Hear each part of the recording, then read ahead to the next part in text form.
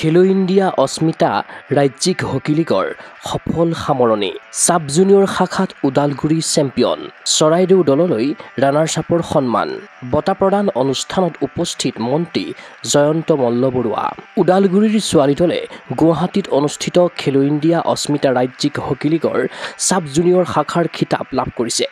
ভেটাপাৰাৰ Maulana Mohammad তৈবুল্লাহ hockey ষ্টেডিয়ামত অনুষ্ঠিত প্ৰতিযোগিতাখনৰ বুধবাৰে অনুষ্ঠিত হোৱা ফাইনেলত দলে একমাত্ৰ গলৰ ব্যৱধানত চৰাইদেউ ছোৱালী দলক পৰাস্ত কৰে। ওদালগুৰিৰ হৈ খেলৰ ৩৯ মিনিটত বিজয়সূচক গলটো স্ক'ৰ কৰে ভূমিকা দেৱীয়ে। ইফালে তৃতীয় স্থান নিৰ্ধাৰণকাৰী খেলখনত ২-০ গলৰ ব্যৱধানত গুৱাহাটীক পৰাস্ত কৰে বহমপুৰে। খেলৰ ৪৮ আৰু ৫১ মিনিটত দলৰ হৈ ২টা গলেই স্ক'ৰ কৰে বহমপুৰ দলৰ ৰাজশ্ৰীয়ে।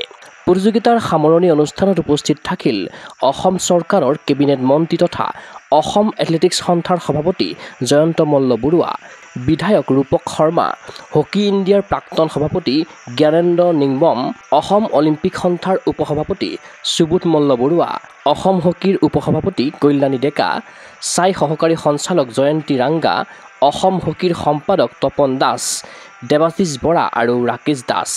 অস্মিতা ষ্টেট হকী লীগৰ আজি ফাইনেল খেল আৰু এই ফাইনেল খেলত আহি সুন্দৰভাৱে খেল উপভোগ কৰাৰ লগতে সকলো খেলুৱৈকে ধন্যবাদ জ্ঞাপন কৰিলোঁ আৰু সুন্দৰ পৰিৱেশৰ মাজত এই খেল অনুষ্ঠিত হৈছে। দুয়োটা দলকে মই শুভেচ্ছা জনাইছোঁ আৰু প্ৰথম, দ্বিতীয় আৰু তিনিওটা দলক আমি ইয়াত বঁটা প্ৰদান কৰিলোঁ। সদায় আমি বিচাৰোঁ যে অসমত খেলৰ পৰিৱেশ আৰু উন্নত হওক। মুখ্যমন্ত্ৰী ডাঙৰীয়াৰ নেতৃত্বত আমি খেলৰ পৰিৱেশ উন্নতি কৰিবৰ কাৰণে, আন্তঃগাঁথনি উন্নতি কৰিবৰ কাৰণে যথেষ্ট কাম চলি আছে আৰু যোৱা ২টা বছৰৰ খেল মহাৰণৰ পিছত অসমত এটা খেলৰ খুব সুন্দৰ পৰিৱেশ আহিছে। মই ভাবোঁ যে এই পৰিৱেশটো ধৰি ৰখাটো আমাৰ আটাইৰে প্ৰয়োজন আৰু সেই দিশেৰে আমি সকলো ধৰণৰ খেলক কি ধৰণে আগবঢ়াই নিব পাৰে তাৰ কাম আমি সকলো চৰকাৰৰ ফালৰ পৰা প্ৰতিটো মুহূৰ্তত কৰি গৈ আছোঁ।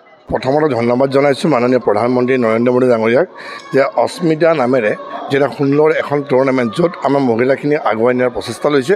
কাৰণ আমি সদায় কৈ থাকোঁ যে মহিলা সবলীকৰণ প্ৰত্যেক ফালৰ পৰা হ'ব লাগিব, অৰ্থনৈতিকভাৱে হওক, ৰাজনৈতিকভাৱে হওক বা ক্ৰীড়া যি ক্ষেত্ৰখনতে হওক।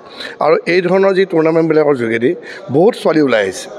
আজি দেখা পাইছে যে হকী এটা যি ধৰণে আমাৰ ভাৰতবৰ্ষৰ মূল গেম হিচাপে আছিলে, গতিকে ইয়াত যিহেতু হকীৰ যোগেদি বিভিন্ন ধৰণৰ আজিকালি সাব জুনিয়ৰ জুনিয়ৰ খেল হৈছে, তাৰ ফলত বহুত ছোৱালীবিলাকে এটা সুবিধা পাইছে।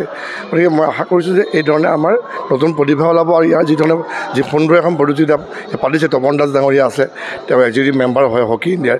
গতিকে এটা সুন্দৰ পৰিৱেশত আৰু আশা কৰিছোঁ এই ধৰণৰ প্ৰতিযোগিতাৰ যোগেদি অসমে ভাল প্ৰতিভা পাবলৈ সক্ষম হ'ব, অসম আগুৱাই যাব, ৰাষ্ট্ৰীয় পৰ্যায়ত নাম কৰিব সক্ষম হ'ব।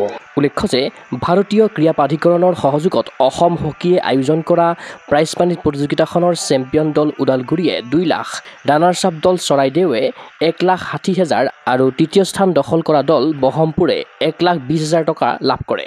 পদকজয়ীক শুভেচ্ছা জ্ঞাপন কৰিছে অসম হকী সন্থাৰ সম্পাদক তপন কুমাৰ দাসে। ক্ৰীড়া অনুৰাগীৰ আশা অসম হকী সন্থাৰ বলিষ্ঠ নেতৃত্বত দুপে আগুৱাই যাওক ৰাজ্যৰ হকী ক্ষেত্ৰ।